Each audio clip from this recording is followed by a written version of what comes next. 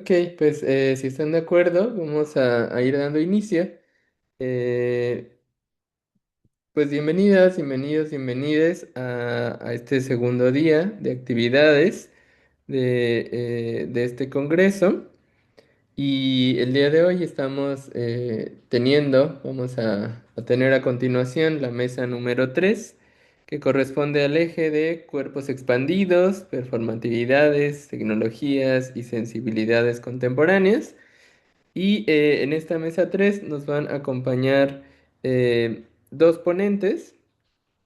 Está presente Agustín Piñata, quien nos va a hablar sobre imágenes gentrificadas para trabajos precarios, trabajadores de la imagen en el capitalismo de plataformas. Y también nos acompaña Candelaria Estefanía Jaimes, que nos presentará la ponencia Errantes, poéticas discursivas de bolsas y significaciones, el cuerpo como territorio que se lleva. Recordarles que pues para esta mesa contamos con 20 minutos para la ponencia y después podremos tener un tiempo similar para preguntas, comentarios, reacciones y esperemos que podamos tener una discusión agradable. Bueno, vamos a iniciar esta mesa escuchando a nuestro compañero Agustín. Agustín es arquitecto y magíster en tecnología, políticas y culturas. Actualmente es becario doctoral del UNS CONICET como estudiante del doctorado en arquitectura. Se desempeña como docente en la carrera de arquitectura en la cátedra de arquitectura IEM. Es socio de la Sociedad de Estudios Morfológicos de Argentina, SEMA, e integra el grupo de investigación llamado Cuerpo, Materia y Forma como Sistema Generativo. Su área de interés se centra en la arquitectura y el diseño como disciplinas mediadas a través de tecnologías de la imagen. Qué gusto, Agustín, conocerte y poderte escuchar el día de hoy. Entonces, adelante, es tu tiempo. Bueno, muchas gracias Samuel y a todos. Bueno, para mí también un gusto poder participar. Este, Así que bueno, vamos para adelante con la presentación. A ver. Bien, bueno, para dar un poco comienzo a la presentación, primero plantear bueno, que lo que se propone abordar un poco a nivel más general es un poco de las implicancias o los alcances del modo contemporáneo en que nos vinculamos con imágenes y particularmente sobre ese fenómeno, sobre sus bases técnicas, es decir, como lo que sucede a nivel infraestructural en lo que eh, denomino o he denominado como régimen digital de imágenes, que, digamos, básicamente, digamos, muy general, plantea que presenta como dos rasgos identitarios. Uno, un modo de existencia. Bueno, un poco y como segundo punto de estos rasgos del régimen digital, también me interesa pensar la circulación, digamos, o la circulación en una clase particular de dispositivos de estas imágenes como objetos digitales, que en particular su circulación a través de plataformas, bueno, que se han establecido como el estándar para la circulación de imágenes en el contexto contemporáneo y que también de alguna manera añaden otra capa más, digamos, hacia los modos de hacer y de pensar a través de imágenes, particularmente, digamos, pensando en plataformas que se especializan en facilitar, digamos, el intercambio o la intermediación entre actividades tanto de producción como de consumo de imágenes, como en el caso de Pinterest, ArtDaily, Design, etcétera.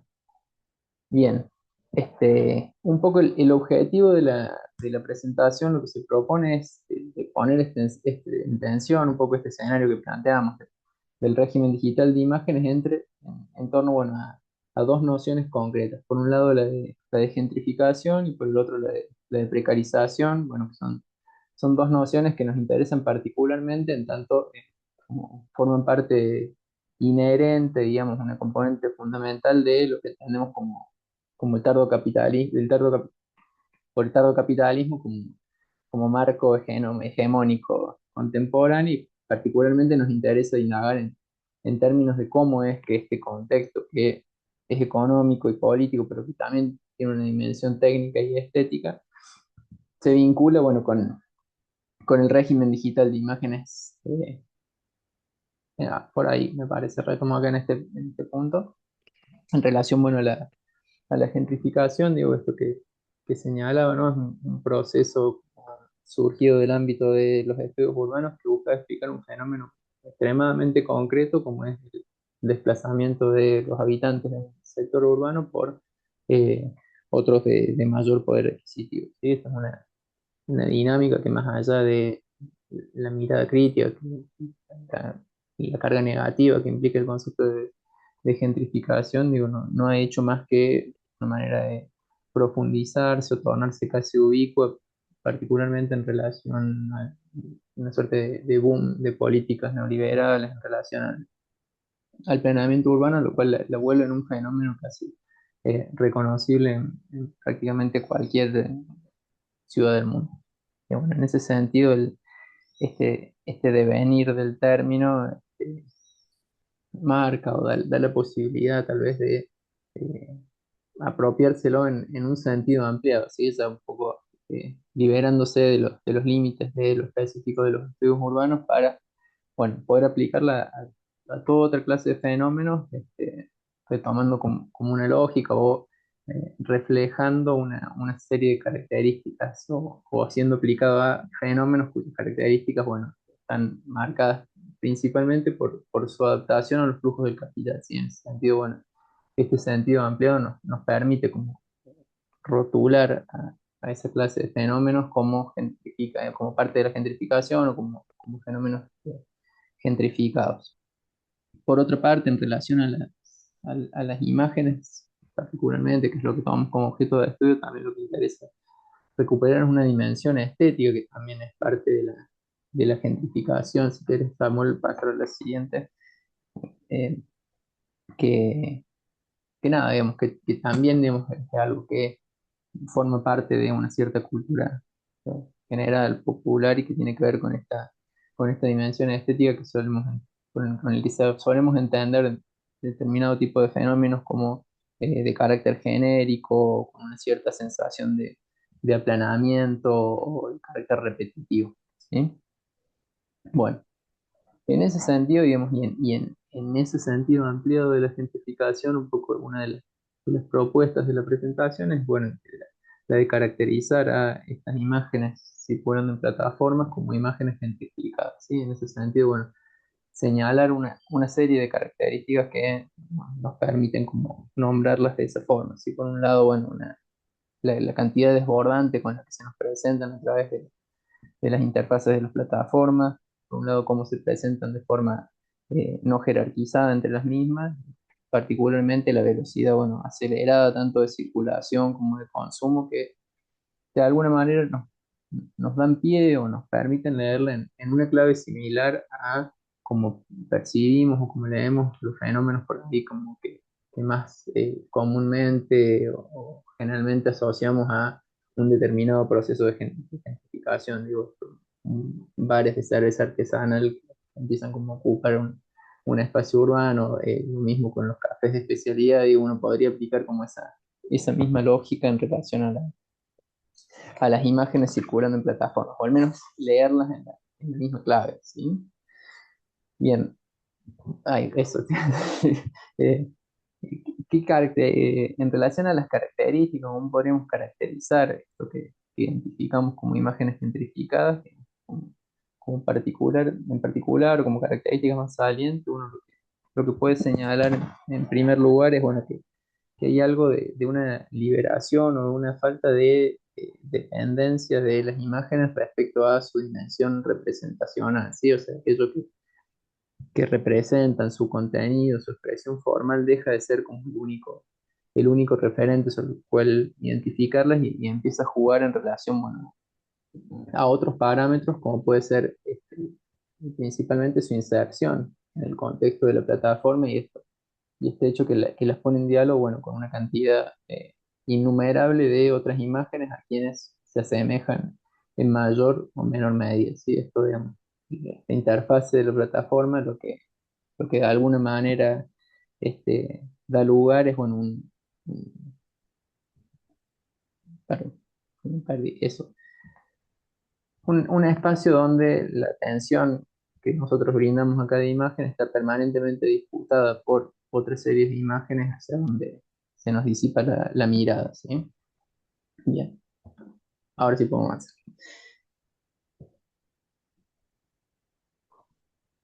El segundo punto sobre el que me interesaba como poner en tensión la cuestión de las imágenes tiene que ver con esta idea de precarización, ¿sí? En ese sentido, bueno, que otro de los aspectos salientes en relación al régimen digital tiene que ver, bueno, con la puesta a disposición que se genera a través de las plataformas de una cantidad de medios de producción y de consumo de imágenes que presentan una escala sin precedentes, ¿sí? Estas plataformas como Instagram, como Tumblr, como Arts Daily, digamos, tienen una gran capacidad, digamos, o centran su potencia en la capacidad de distribuir todas las tareas referidas a la producción, al consumo y a la valoración de las imágenes entre sus millones de usuarios. Y esto es una característica que es propia e inherente de las plataformas como dispositivo en general, ¿sí?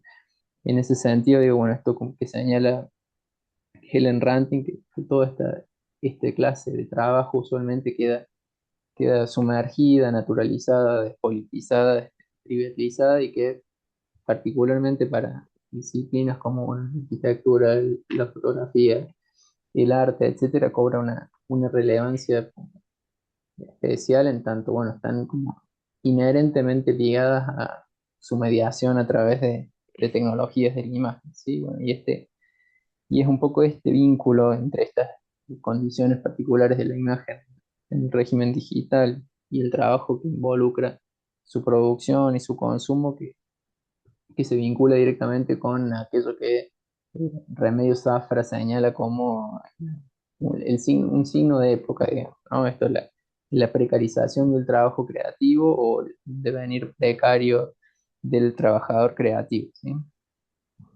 Una, el, en ese sentido, bueno, esta idea de la figura del trabajador precario me parece, sobre todo la del concepto de precarización, requiere un poco de tener, es un concepto muy denso, con mucha carga teórica, y que requiere como alguna precisión en su desarrollo. Digo, uno habitualmente tiende a pensar este devenir precario del trabajador en los términos de un empobrecimiento a nivel económico, ¿sí?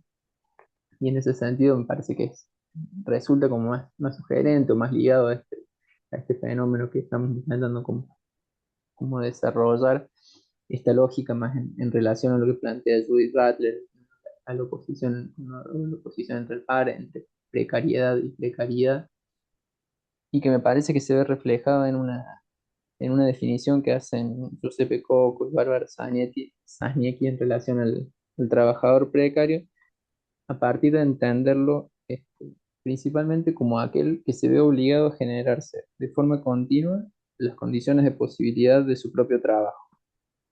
Y es en ese sentido, me parece, y en relación a esa definición de trabajador precario, que las imágenes gentrificadas circulando en las plataformas aparecen como una expresión potente que la refleja, digo, ¿no? Eso, la figura del trabajador digital precario, como aquel que se ve como obligado de alguna manera a aportar de forma autogestionada al flujo constante de imágenes gentrificadas, es como un modelo que se ajusta bastante bien a esa realidad del trabajo creativo en el contexto contemporáneo. Bien, bueno, no, hasta ahí no. Estas son las, las diapositivas, una anterior. Bueno, bueno, a modo de cierre, decir esto, que este régimen digital de imágenes que intentamos caracterizar, y me interesa pensarlo también, bueno, con esto que decíamos, en relación a una fase particular del capitalismo, que ya no es más el capitalismo industrial, la de la lógica disciplinaria de un ordenamiento jerárquico de los trabajadores y que plantea bueno, una separación clara entre tiempo de trabajo y tiempo de ocio, sino que empieza como a abrazar o a inscribirse y a la vez que dar forma a una fase novedosa, es decir, lo que se llama un modo artístico de producción o el capitalismo creativo que de alguna manera pone el énfasis en creatividad, en la autonomía, en la flexibilidad horaria, pero reinterpretadas o reapropiadas en una clave neoliberal en torno a lógicas como ideas como la de ser empresario de uno mismo, la de ser tu propio jefe, la lógica emprendeurista en ese sentido. Este, bueno, en relación a esto planteado, esta idea, esta noción del capitalismo creativo de alguna manera sintetiza este escenario en la forma de una economía del trabajo que, partiendo de premisas tradicionalmente ligadas al campo de lo artístico, las extiende prácticamente a la totalidad de los procesos de producción de valor contemporáneos. ¿Sí? Bien. Bueno, y para cerrar, nada más esta idea, ¿no? En relación a cómo fue estructura de la presentación, que me parece que es justamente el potencial de esta temática, este tipo de abordaje que permite como un camino de ida y vuelta, ¿no? De conceptos por ahí de carácter más general, como son los de la gentrificación, los de la precarización, permiten leer un fenómeno muy concreto como el de las sí, imágenes circulando en plataformas, pero a la vez dar lugar a un camino de ida y vuelta, ¿no? Como extraer conclusiones de ese escenario tan concreto para pensar en un nivel más general de las formas que asume la producción cultural en el contexto contemporáneo, en el contexto del tardo capitalismo. Muy bien, eso es todo. Muchas gracias por la escucha. Ahí.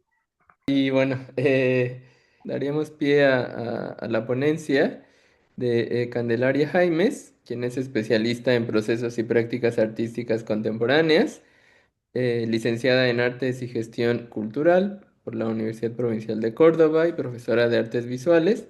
Se desempeña como directora de la licenciatura en Gestión Cultural y directora del ciclo de complementación curricular de la licenciatura en Arte y Gestión Cultural. Ha sido coordinadora de la Diplomatura en Gestión Cultural, Políticas y Praxis, de la Diplomatura en Gestión del Patrimonio Cultural Material y el Laboratorio de Proyectos Culturales. Es docente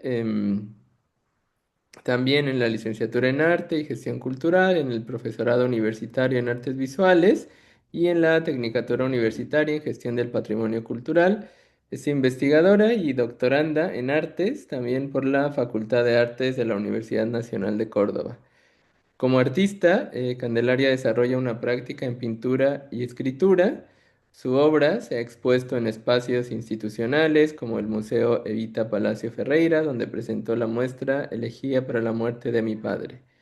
Su producción artística aborda problemáticas vinculadas a la vitalidad, la decadencia y la experiencia sensible contemporánea. Como escritora ha participado en diversas antologías, entre ellas Dora Narra, Recovecos, Los Visitantes y Espeluznante, y ha publicado dos novelas, Los Nísperos y la segunda llamada El Trampero. Entonces, Candelaria, un gusto que nos acompañes en este congreso, te damos la palabra. Bueno, hola, buenas tardes. Acá son las 3:15 de la tarde. ¿Cómo les va? Bueno, muy contenta y muy agradecida por la invitación. Yo voy a trabajar con a ver si la puedo compartir. Bueno, vamos a presentar la ponencia que se llama Errantes, Poéticas Discursivas de Bolsas y Significaciones, el cuerpo como territorio que se lleva. Este trabajo se trató de precisamente eso, ¿no? Trabajar el cuerpo como territorio en base al libro de Ursula K. Le Guin. Acá hay algunas imágenes que después las voy a desarrollar, que es La bolsa en la teoría de ficción.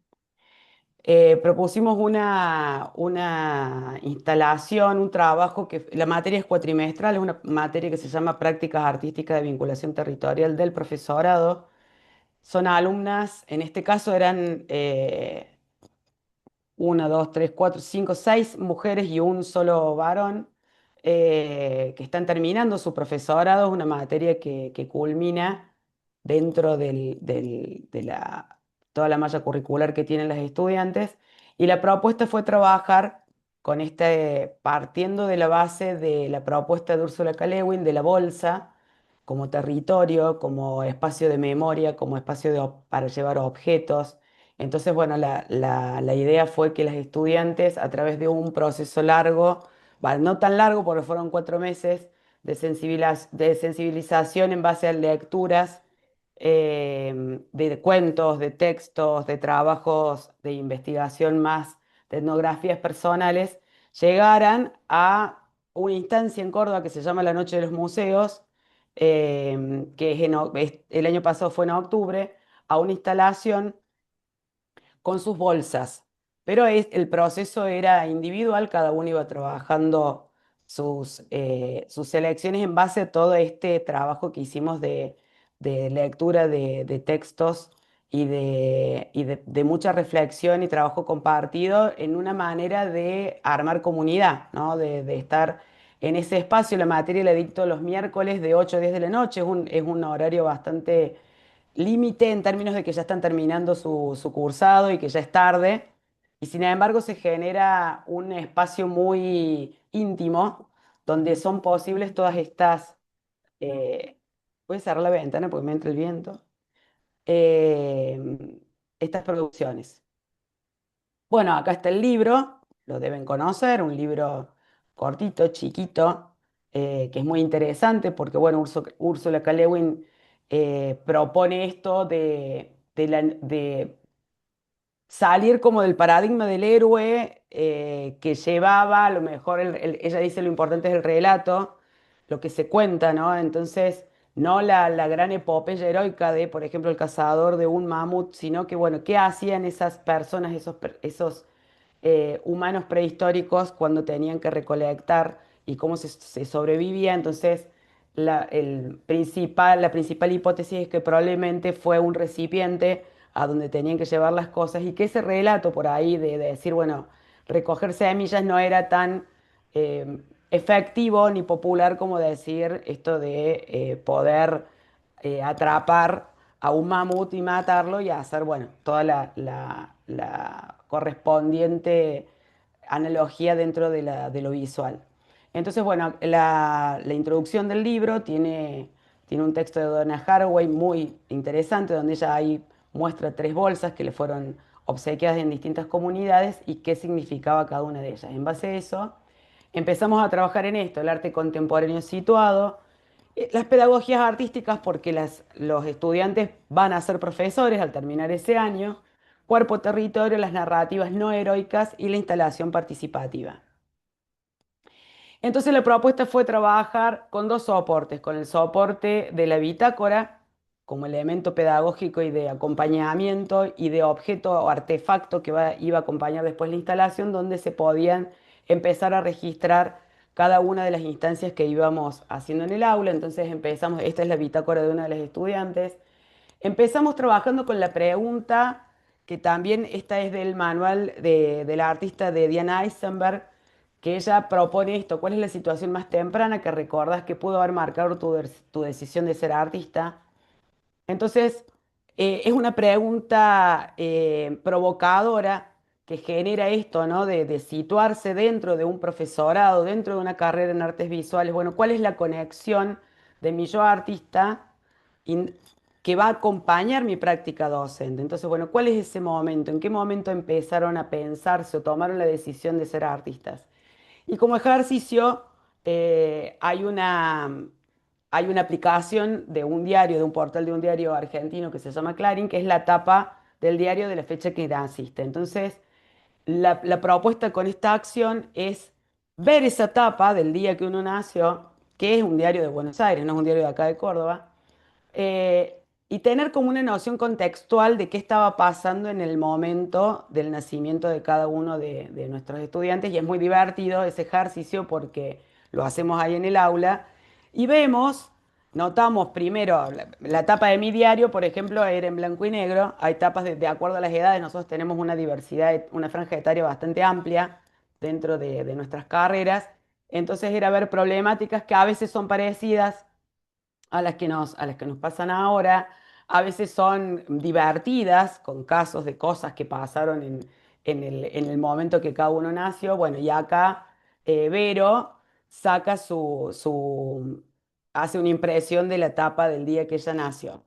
Y después, a través de las lecturas, empezamos leyendo el texto de Fabio Moravito de Escritor y Traditore, que habla de la traición, de esa primera traición que a él le sucede en la escuela. Entonces, bueno, situándonos en un contexto escolar que va a ser de alguna manera un futuro al que ellos están accediendo con la titulación del profesorado, decir, bueno, ¿cuáles son esos momentos, esos rasgos también de mi yo alumno escolar en los que viví tensiones, traiciones, ¿no? De qué manera volver a esa etapa? Entonces, bueno, también la lectura, o sea, yo les llevo las fotocopias o enseguida se las comparto en un grupo que creamos por WhatsApp y la lectura se hace de manera conjunta, ¿no? A mí me parece muy interesante escuchar a los estudiantes leer desde la enunciación, desde la entonación, desde la práctica de la lectura y la práctica de la escucha. Entonces, bueno, se genera este como ritual en cada inicio de las clases, son unas 14 clases aproximadamente, no son tantas, donde se leen los textos y después se genera este espacio de intimidad donde empezamos a hablar de esas anécdotas, ¿no? que nos van o que nos han marcado o que por ahí uno las tiene olvidadas, entonces de alguna manera es volverlas a traer a la emoción, al momento, a compartir desde distintos lugares que provienen los estudiantes. Entonces, decir, bueno, no es lo mismo la infancia quizás en un pueblo que la infancia en Córdoba capital.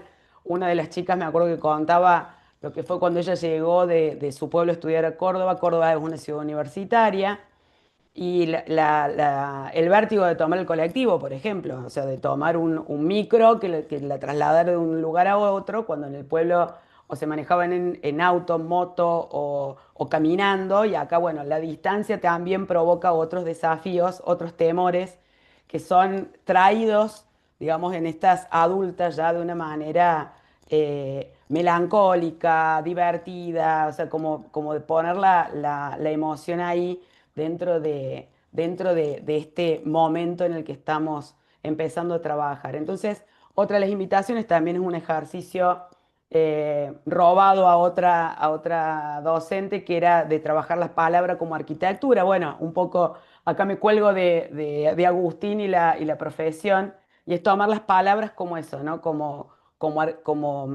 espacios. Entonces, bueno, la propuesta es trabajar con 10 palabras que más o menos vayan significando, es más un juego más libre, y después se buscan los significados en el diccionario. Es un proceso bastante largo, empiezan a pensar la palabra como la palabra que finalmente eligen como espacio, como olor, como color, tiene todas unas características largas que para no hacerla tan larga la presentación les cuento de esa manera. Entonces después acá, bueno, acá ven ella, la palabra era sentimiento. Bueno, si fuera un lugar de la casa, si fuera un ritmo, si fuera una poesía. Y después la propuesta era escribir una carta imaginaria a una amiga, a un amigo, contándole el proceso creativo que estaban haciendo. Eso ya entra dentro de su fuero íntimo, y acá, bueno, acá tenemos el sobrecito con el corazón que Vero había escrito para su amiga. En este espacio que nosotras tenemos que tuvimos en esa hora, que ya es una hora de salida, la propuesta también fue hacer unas meriendas compartidas. Entonces, bueno, llevábamos algo para comer, algo para tomar, generando también una de las chicas hacia el pan, o sea, y llevar cada una algo, como también propiciando a través de esta merienda un encuentro también desde otra organicidad, ¿no? O sea, como una cosa bien linda en términos de compartir la comida y compartir qué estábamos pensando cada una de nosotras. Bueno, acá hay un boceto ya de Vero, de lo que empieza a pensar, porque la propuesta era trabajar con 3 bolsas. eh, y acá ella, por ejemplo, pone pasado, presente, futuro. Ella después decidió trabajar con unos, unas fundas para almohadones que tenía en la casa y que les servían como bolsa. La materialidad era totalmente libre, podían elegir ellos. Yo no les mostré, yo ya había hecho este trabajo con unos alumnos de la Tecnicatura en el cuatrimestre anterior, eh, y no les quise mostrar nada precisamente para que la imaginación de ellas fuera teniendo su vía libre, ¿no? Bueno, acá vemos los bocetos. Acá, hicimos una clase de yoga con una amiga mía que se llama Guadalupe, que somos amigas de toda la vida, y cuando yo le comenté acerca de este trabajo que estaba haciendo con las estudiantes, Guadalupe me propone hacer como un insight dentro de la clase, hacer un encuentro con los estudiantes diferente, más ritualístico, así que bueno, lo que hicimos fue adaptar el espacio áulico, que también es un tema. Nosotros dábamos clases en un aula taller, como verán ahí, que tiene caballetes, tiene mesas. Entonces, bueno, generar un espacio como más meditativo era complejo. Bueno, Guada, la verdad que con esa manta que llevó plantas, llevó unos saumos, apagamos las luces, salimos, tuvimos que entrar descalza, fue toda una acción de experiencia ritual muy interesante donde ella nos contaba un cuento también. Acá, bueno, algunas de las imágenes que puedes sacar con la luz apagada, con el flash, nos iba dando hojitas, cosas, ella vive en el campo, así que fue un momento de conexión muy hermoso. Bueno, acá esta es una foto que nos sacamos en el armario de la escuela, donde están todos los modelos que los estudiantes pintan. Y la imagen de la derecha es mi registro en mi cuaderno de lo que cada una de las chicas iba a trabajar. Por ejemplo, Miriam, que eran bolsas vinculadas a la maternidad. Caro, que ya van a ver, la parte del mito, le gustó el cuerno, la abundancia. Steffi trabajó con bolsas de cebolla, Vero, bueno, la que vemos con los almohadones. Soledad hizo unas bolsas vegetales y Álvaro, que finalmente no las presento, pero que era muy interesante el trabajo de él, venía del norte de Argentina y él quería hacer unas bolsas como vasijas. Acá vemos algunos de los procesos, el de Sole, que ella para trabajar las bolsas para los vegetales lo que hizo fue trabajar con botellas de plástico y transformarlas en esas bolsas, que después iban a tener plantas, ya vamos a ver. Caro, que es la del cuerno, va a trabajar después finalmente con bolsas que son bolsas de nylon, de las que a uno le dan en las compras que hace. Y ella empezó a poner cosas que iba encontrando, ¿no? Este cuerno de la abundancia, pero con cosas encontradas.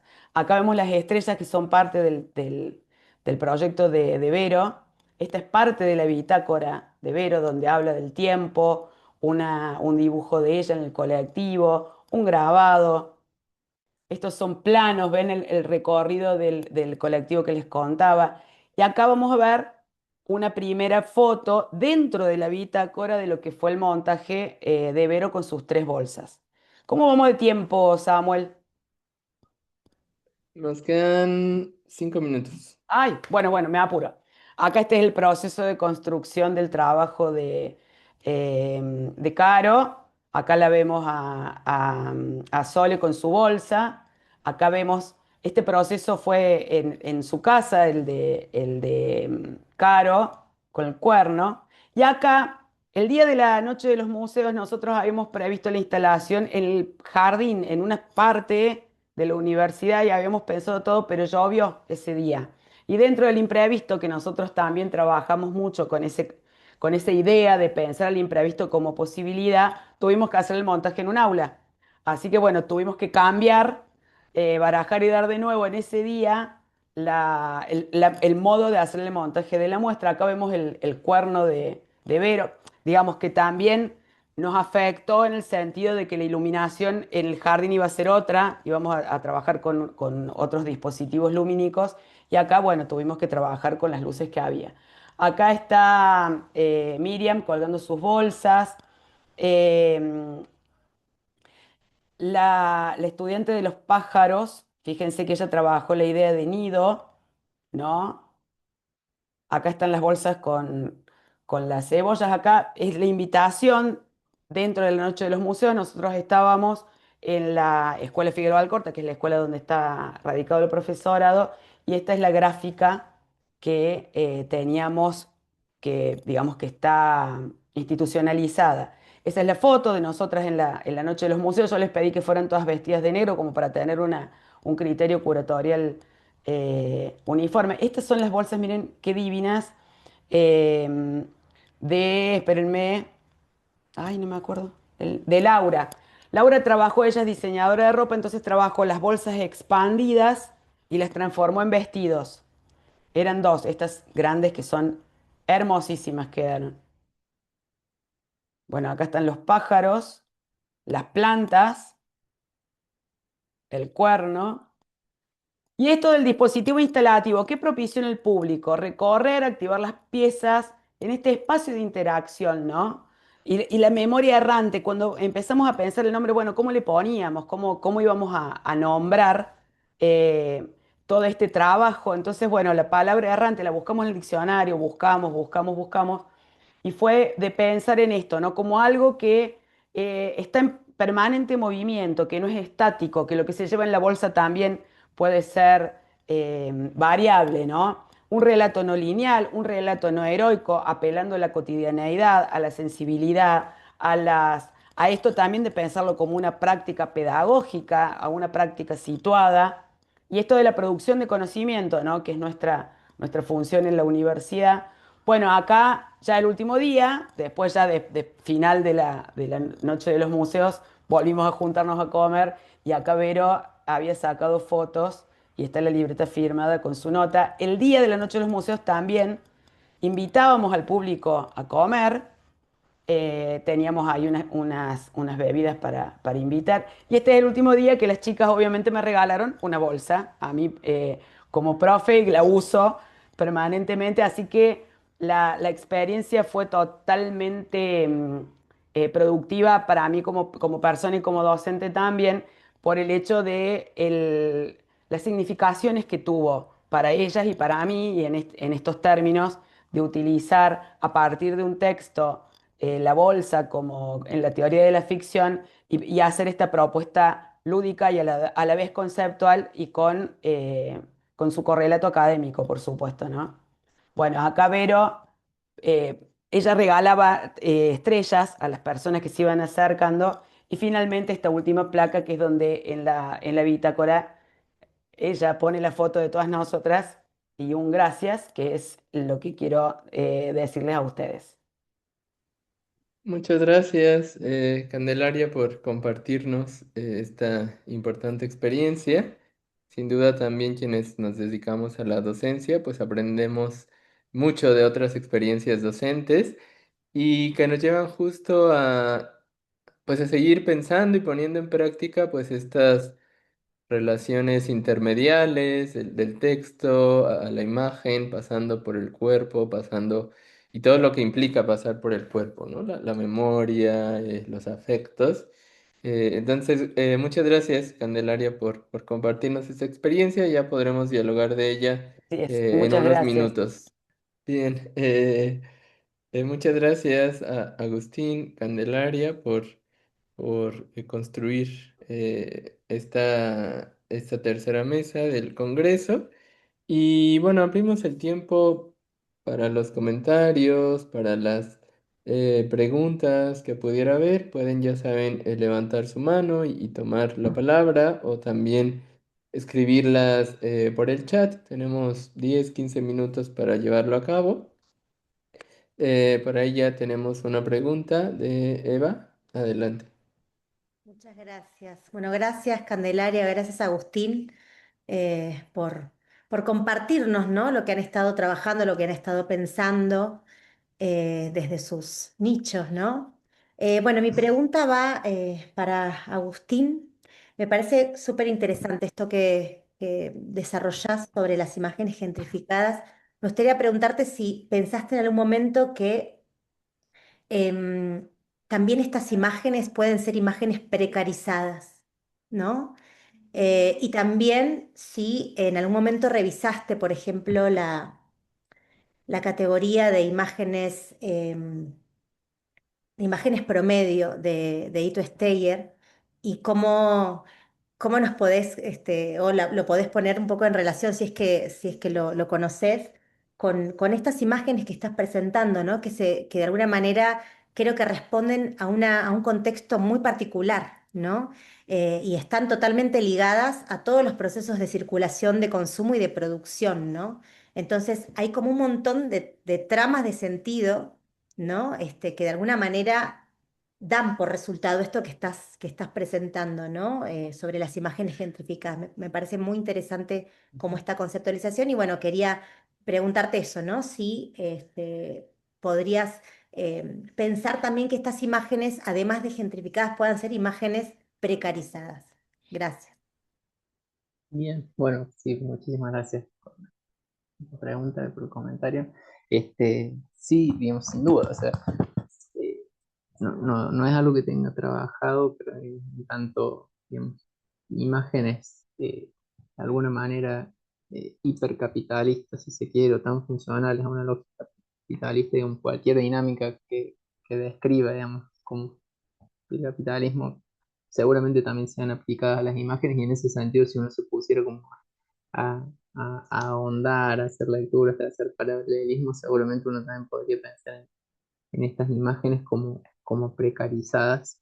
Este, sí, de alguna, en el proceso de pensamiento en relación a las imágenes identificadas y en relación a lo que me planteas de Steyer, sí, las imágenes gentrificadas se plantean como en diálogo o de forma diferenciada a lo que son las imágenes pobres de Steyer, ¿no? Digamos, estas imágenes que más o menos caracterizaban las imágenes de la primera internet circulando como a muy baja calidad digamos, por el submundo del internet y en ese sentido, digamos, las imágenes gentrificadas aparecerían como algo así como una algo que ya está en la misma pensamiento de las imágenes pobres, como una reapropiación capitalista de ciertas capacidad o posibilidad de circulación que presentaban las imágenes pobres y que a través de también una evolución en la infraestructura digital permite como ser reapropiado para imágenes que ahora sí digamos, presentan como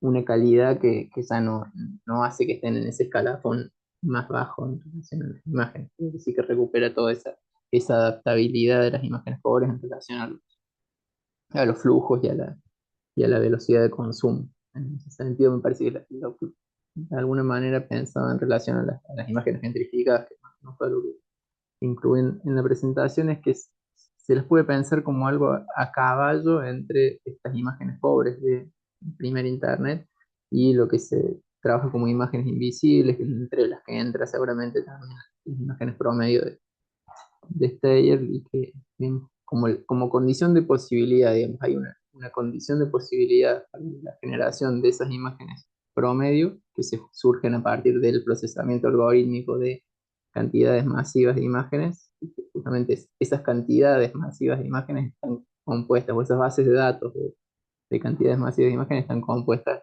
principalmente por estas imágenes identificadas, estas imágenes que se han ido acumulando en plataformas a lo largo ya de un proceso de tiempo. Entonces ahí me parece que bueno, esa lectura, como esa genealogía, me parece que las imágenes simplificadas, como las pienso, se inserta ahí un poco en esa línea. Gracias, gracias Eva, gracias Agustín. Sigue la puerta abierta para quien tenga alguna pregunta, alguna duda. Entre tanto, a mí me gustaría comentar lo siguiente respecto a ambas ponencias. Me parece que son como ponencias bastante antagónicas en el sentido de que, pero que podrían concentrarse en torno a una pregunta de cómo son los cuerpos que están habitando los espacios que imaginamos. O sea, pensaba en estas imágenes pues ya todas renderizadas de pues estos sitios como ArchDaily y estas últimas que también nos mostrabas, que al final los cuerpos que habitan estos espacios gentrificados digitales pues también son cuerpos digitales, ¿no? O sea, son cuerpos ahí que pues no surgen de una fotografía, surgen ya pues de un código, ¿no?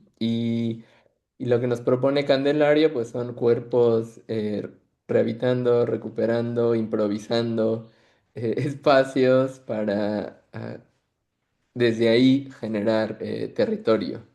Y pues estamos como coexistiendo, ¿no? Entre ambos espacios. Entonces me gustaría, no sé si pudieran hacer como una reflexión en ese sentido, ¿no? Entre estos espacios, cuerpos que pues son diseños de software y estos otros que son el producto de un trabajo pues pedagógico mucho más cercano, ¿no? No sé si quisieran comentar algo al respecto.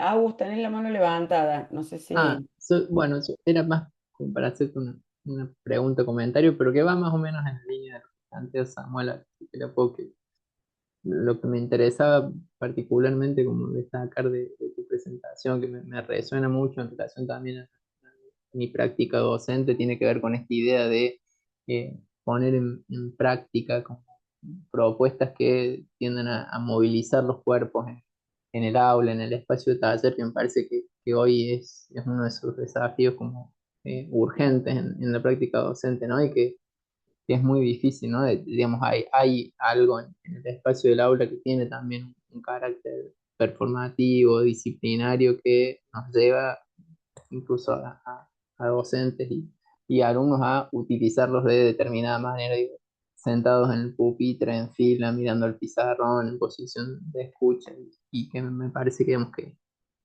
la implementación de esas prácticas, bueno, la clase de yoga, la cena, etcétera, digamos, son como un medio muy efectivo para romper un poco como esas inercias, ¿no? Entonces, me había parecido como recontra interesantes.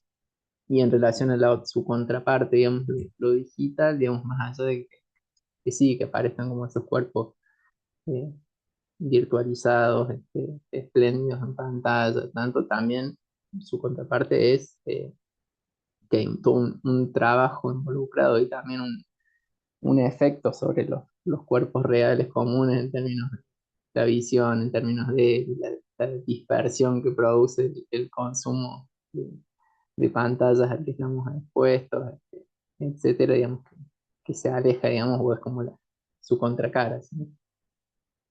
Sí, vos sabés que, bueno, tomando lo que la síntesis que hace Samuel, que también escuchándote, Agus, me parecía esto de interesante, de lo fenoménico, de qué manera están conectadas las dos cosas. O sea, esto cuando asusta cuando vos mostrás las imágenes gentrificadas y que pasan a ser un collage que parece la misma paleta, o sea, una paleta, te diría, de cubismo analítico, o sea, parece una paleta de Braque o de Picasso en ese momento, ¿no? Y vos decís, ¿a dónde está el foco? ¿A dónde ponemos la mira? O sea, ¿qué es lo que miramos? ¿Qué es lo que evitamos? Y pensando en esto que nos propone Samuel, es decir, bueno, estos cuerpos, ¿cuáles son los espacios que habitan y qué llevan? O sea, y empezar a observar es un trabajo que a mí me resulta sumamente provocativo, o sea, hacerlo y proponerlo por decir, bueno, ¿quiénes son las que llevan bolsas, por ejemplo, ¿no? O sea, empezar a mirar a las personas que caminan alrededor nuestro, y creo que esto la arquitectura va de requete contra de la mano. Fíjate en la placa que vos pusiste al final del Paso de las Artes. Bueno, ¿y qué bolsas se llevan? ¿Y de qué me habla una bolsa? O sea, la bolsa de una marca, la bolsa del supermercado, la bolsa de papel, la bolsa esta que me regalaron a mí. O sea, ¿qué tanto nos identificamos con esa bolsa como objeto, ¿no? De llevar y traer cosas, ¿no? En esta cosa que también es la red. O sea, si nos vamos a un término como mucho más analítico y elíptico, podemos decir que las redes también son bolsas que llevan cosas y que nosotros vamos a terminar de hablar y mágicamente nuestro teléfono celular en Instagram nos va a empezar a mostrar cosas, ¿no? Relativas a las bolsas, relativas a la construcción, relativas a la arquitectura, porque estamos dentro de este universo, de este fenómeno en este momento. Entonces, la propuesta de volver a esa corporalidad, de volver al espacio íntimo, de volver a pensarte vos como alumno en primer grado, ¿qué te pasó? ¿Qué alumno, qué compañero te traiciona? En ese texto de Fabio Moravito, que es chiquitito, pero es muy hermoso y muy potente. Decir, bueno, y hay muchas veces que pasa esto, ¿no? Que hay una resistencia, porque también se tiene que generar el espacio de confianza, hablando de espacialidades, ¿no? O sea, no estos no lugares, sino transformar esa aula que tiene caballetes y que tiene, o sea, que por suerte no es necesario trabajar un docente parado y los estudiantes sentados en un pupitre como en una escuela común y corriente, sino que se puede generar este discurso más horizontal y esta circulación de la palabra y del gesto. El gesto en la comida, el gesto en el... Hay alumnas que llevaban y cosían ahí en el aula, llevaban las materialidades, o sea, y empezar a tocar eso, a tocar, a ver, a estar presentes en ese momento cuando hicieron el ejercicio de escribir palabras, tengo un parlante que es un cachivache, pero un parlante de la escuela y les pongo música. Entonces, bueno, y es provocar también en el instante, generalmente les pongo La Conquista del Paraíso de Vangelis, que es un tema largo, ¿vieron? ¿Saben cuál es? Bueno, es como muy conocido, es así bien épico, ¿viste? Una cosa épica, pero que introduce en un momento como de reflexión, ¿no? Hace la música también provoca esa sensación de por ahí de estar en un estado un poco más melancólico, en un estado más expansivo, en un estado más explosivo. O sea, empezar a apelar a los sentidos para mí como docente y más que nada en esta materia que es formar docentes, porque esa gente va a ir a dar clase después. Entonces, ¿cuáles son las herramientas que nosotros les vamos a compartir porque nos pasa esto y a vos te debe pasar, Agustín, y a todos los que somos docentes acá? O sea, pensar en un profesorado y pensar en la escuela y en las complejidades que tiene la escuela o en primaria, secundaria, desde espacios a donde podés tener material y espacios que hay niños que no tienen para comer.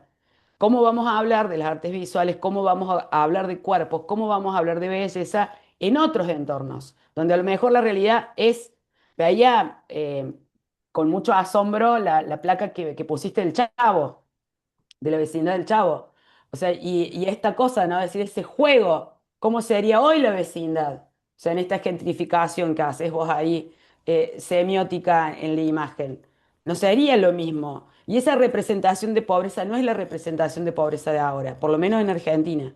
No me quiero imaginar en México, en Córdoba, ¿sí? ¿Viste? Porque cuando empezamos a hacer la mamushka inversa, de decir, bueno, este es el arte, pero ¿el arte dónde? El arte contemporáneo, el arte en Argentina, el arte en Córdoba capital, que es donde yo vivo, que es diferente, y yo viví toda mi vida en Córdoba capital, de una persona que a lo mejor viene de otros espacios geográficos, de otros territorios, con otros recorridos, con otras, digamos, otras historias dentro del cuerpo que tienen que ver con eso, ¿no? Con el traslado, con el ir y venir, con llevar la bolsa, llevar la mochila, que te manden la caja con provisiones tus padres que viven en el pueblo. O sea, el hecho de pensar en el traslado, en un objeto que traslade cosas, a mí me parece como re interesante en esos términos porque es como tomar algo de la vida cotidiana que no es ajeno, ¿viste? Cuando decís, el arte contemporáneo sigue siendo ajeno por ahí, o sea, a muchas personas. Esto forma parte de nuestra vida, o sea, todos tenemos una bolsa en la casa. Entonces, es decir, bueno, convertir ese objeto en un artefacto que puede ser artístico, en un artefacto instalativo, pero sobre todo en un momento de reflexión personal que después, cuando se comparte con el resto de los compañeros, nos damos cuenta que tenemos muchas similitudes, ¿viste? Que como que cosas más, cosas menos, pero que hay un halo ahí de asombro que para mí es magnífico, que sigue pasando, ¿viste? O sea, de la cosa en el encuentro cara a cara, sin pantalla, es como que hay algo maravilloso que sigue sucediendo y que es inalterable. Gracias, gracias Candelaria por tu importante reflexión, que pues enlaza varias cosas, ¿no? La práctica docente, el trabajo en el aula y sí, ¿no? O sea, yo siempre me pregunto eso, ¿cuál es nuestra... por qué seguir siendo docentes, ¿no? ¿De qué servimos ahora cuando ya para impartir conocimiento parece que hay un montón de fuentes para hacerlo? Entonces, ¿qué estamos aportando realmente los docentes hoy día, ¿no? Creo que eso es algo que nos debe motivar y comprometer día a día con nuestra práctica. Pues agradecerles de nuevo, un placer conocerles a Agustín, Candelaria, acá de la Facultad de Filosofía de la Universidad Autónoma de Querétaro, pues es también su casa, como hoy lo fue virtualmente, por Zoom, albergando nuestras retículas. Y bueno, un placer conocerles, sigamos en comunicación, los congresos pues nos presentan como esa posibilidad de seguir haciendo red y de meternos en las bolsas de las demás personas, ¿no? Creo que eso está padre ahí meternos en las bolsas de les otros. Pues Bueno, gracias a todas, todes quienes se sumaron como escuchas y pues les invitamos a que nos acompañen todavía en la tarde. Tenemos una mesa más a las 4 de la tarde, tiempo de México, 7 de la tarde noche, tiempo de Argentina. Hay una mesa más donde pues tendremos otras participaciones, tanto de aquí de la licenciatura en Humanidades y Producción de Imágenes, pero también de otras universidades. Entonces, recuerden, es el mismo enlace. Pues aquí nos vemos. Mañana también es nuestro último día con una mesa más a las 10 de la mañana y una actividad presencial acá en la Universidad Autónoma de Querétaro de una exposición de una colega también muy querida, Eunice Murillo. Y bueno, pues así estaremos dándole continuidad a nuestro congreso. Sigan las redes para también estar atentos, atentas, de que puedan ver las entrevistas que tuvimos con teóricos, teóricas, artistas muy importantes a nivel latinoamericano. Entonces, pues gracias y nos vemos pronto. Cuídense. muy Gracias. bien. Muchas Adiós, gracias también de adiós. mi parte. Gracias. Un saludo grande.